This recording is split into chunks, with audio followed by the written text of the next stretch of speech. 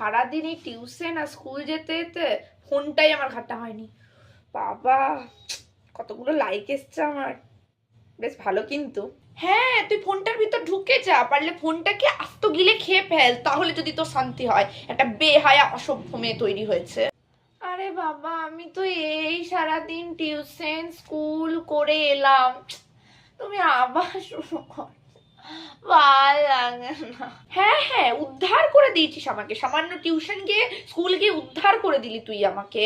সত্যি মনা, তোকে আমি দেখি আর অবাক হয়ে যাই যে কি করে মানুষ এতটা নির্লজ্জ হতে পারে। প্রত্যেক দিন তুই আমার কাছে উঠতে বসতে এত ঝাড় খাস, তাও তোর শিক্ষা হয় না।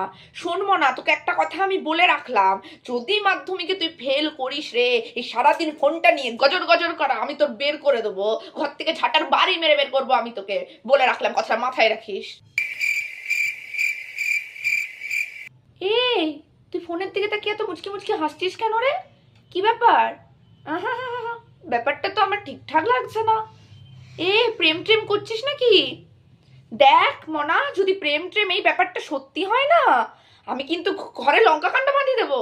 তোর বাবা আসুক, আমি বলছি মেয়ে বড় হয়ে গেছে, দুটো ডানা গজিয়েছে, এরপর কোনদিন উড়ে পালিয়ে চলে যাবে। আরে আমি একটা ফানি রিলস দেখছি মা, সবেতে নাই, তোমার চেঁচানোটা বন্ধ করো তো।